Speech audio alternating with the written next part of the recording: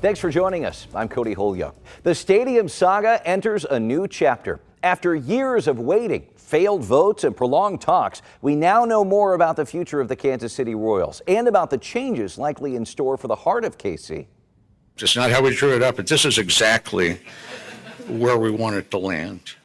Royals owner and CEO John Sherman led Wednesday's big announcement, a partnership with Hallmark to bring a new ballpark and entertainment district to Crown Center. This is a planned $3 billion development, including a new stadium and surrounding entertainment district covering some 85 acres. The Royals and Hallmark would build new headquarters as part of the deal, since the ballpark's expected to go where Hallmark's current HQ stands now. John Sherman says 2/3 of the funding would come from Royals and private investors, with 1/3 made up of public commitments in state and local tax dollars. Sherman told reporters he couldn't pass up this opportunity. Look around you here. This is a one-of-a-kind site in the center of a great American city. This is really hard to come by. Washington Square Park, right across the street, long thought to be the front runner in talks, is still part of this deal, but the bulk of the changes are coming to Crown Center, allowing for that much larger footprint. The Royals will be the first to tell you this was not their original plan, but voters shot down the sales tax renewal 2 years ago that would have helped fund a move to the Crossroads. Now this multi-billion-dollar project seems to be moving forward without a public vote. Earlier this month, plans moved quickly through the Kansas City Council, setting up an agreement for a bond deal covering up to $600 million. The money would be paid back through revenue generated by the new stadium district, but backed by the general fund just in case. That alone has council members being very cautious about what's decided. Remember, the council hasn't officially signed off on a deal just yet. I think it's important that the residents, one, understand what's going on, that we have transparent leadership in every step of the way, and that we're asking the tough questions in how is this going to provide a true return on investment for what has been shared today is going to be a generational investment. The council did direct the city manager to handle negotiations with the team, along with securing funding through the state and leading public engagement related to the lease and development plans. Let's get to the heart of the matter by going straight to the source. Please welcome back Kansas City Manager Mario Vasquez. Thanks for being here during what I imagine is a very busy time for you, and has been in the lead up to this. Yeah. First up, walk us through what is happening now on your end. Help us understand. Sure. I think what the City Council has authorized me to do, or directed me to do, is to put together the framework to effectuate, bringing the Royals into downtown Kansas City, Missouri. That means, working out, where the stadium's located precisely, the land transactions, construction, leasing, how we develop the whole thing, what improvements are needed, how we manage it, and how we pay for it, right? So there's a lot of work that goes into putting all those pieces together. One of the selling points that we have with the Kansas City Royals when we talked to them early on about keeping them interested in Kansas City is the fact that Kansas City has done big projects in the past. The KC Current Stadium's in place. We are doing a big development down in the West Bottoms with all that work. So we can handle the big projects, and so this is not foreign to us. We're prepared to handle it. What's the timeline that you would like to see here?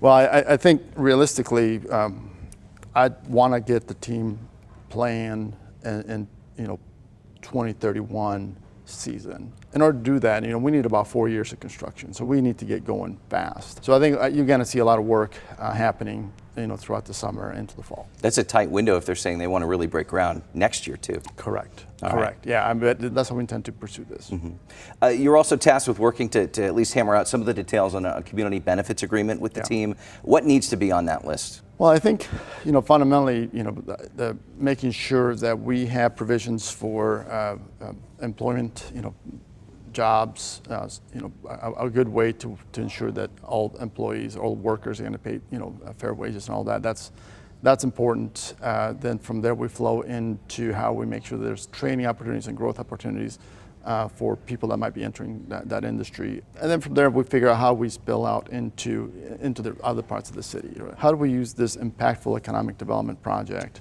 to generate, improvement in people's lives throughout the city. So that's kind of how it flow out. There is maintenance of our infrastructure, our park systems, and those kinds of things. So those are the things how we would probably look into that. Concern that we heard from some of the members on the city council about just protections for taxpayers using history as our guide with Power and Light, with the city paying millions in debt service there. How do you prevent that from happening in this case if revenue doesn't quite go your way on time, on the schedule you want? Sure. Well, again, I go back to the fact that we have experience with doing, this, and we know what works and what hasn't worked, and we intend to apply those lessons here. I will also note that we're doing a lot of our own homework. In the past, some people trust what somebody else gives them. A consultant from the developer gives you a piece of information. People trust that or go with it. We're not doing that. We're doing our own homework. And not only that, but we're going to have it checked with a revenue consultant to make sure that all the assumptions that we're making are reasonable, conservative, and protecting taxpayers and all the funds that we need to protect. Is that something you bring directly to the Royals and say, hey, we just need protection on this? They know. I mean, they know that, and to their credit, I mean, they're not going to let us go into a bad deal either. So if they don't feel that we have a good financing package in place, if they think their investment's at risk, they're not going to pull the trigger either. The county was noticeably absent from last week's announcement. Phil Lavoda, county executive, was not on the stage. I know there's a little bit of bad blood with the Royals considering what happened 2 years ago.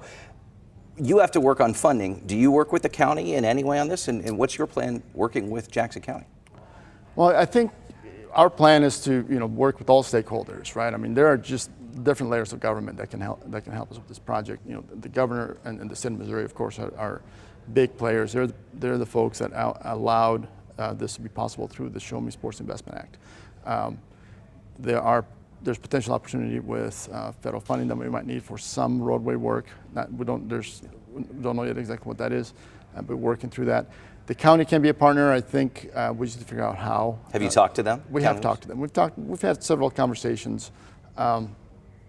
Nothing that I can say final at this point. So, but I think we intend to be a partner if the need arises. All right, we'll stay tuned. City Manager Mario Vasquez, thanks for being back. We hope to check in soon.